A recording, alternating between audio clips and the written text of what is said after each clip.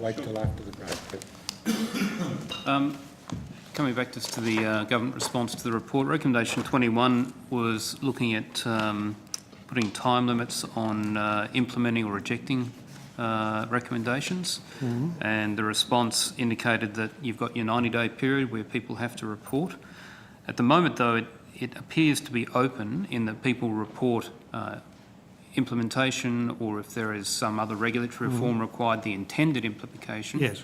But there's no indication as to how that loop is closed. So if there's an intended implementation, what triggers in 12 months, 2 years, 10 years' time, whether that has actually occurred? At each of its meetings, our quarterly meetings, the Commission reviews all outstanding safety issues and what progress there has been in addressing those, with a particular focus on recommendations, and review whether it is appropriate to close them off or not. And there are two bases for closing them off. One is that the action is completed to our satisfaction, and the other is that it is clear the action will not be completed, and therefore it's closed off as incomplete. So there's a regular process of review, Senator, and the results of that are displayed on the website in terms of reporting against safety issues we've identified.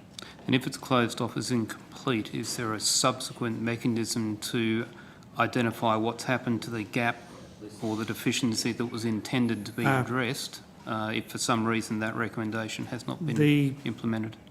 The general mechanism for revisiting, Senator, is if there's an occurrence that is in a similar area and therefore potentially has a similar issue associated with us.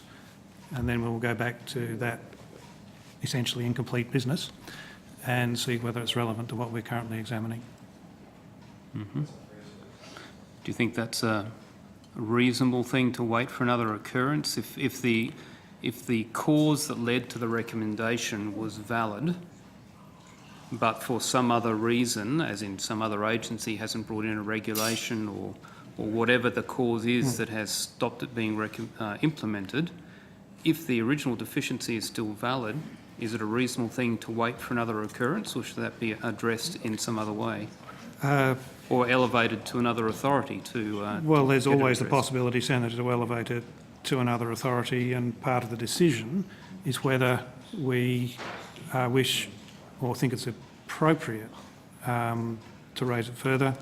There are cases where safety action has been taken to reduce the associated risk, but we think more action could be taken, and so there's marginal questions involved with that.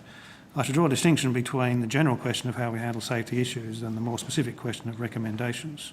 Recommendations are where we're saying there is an issue where we would, in the interest of safety, if we had the power, require something to be done. We don't have that power, so we take recommendations more seriously than would the broad set of safety issues. Sure. And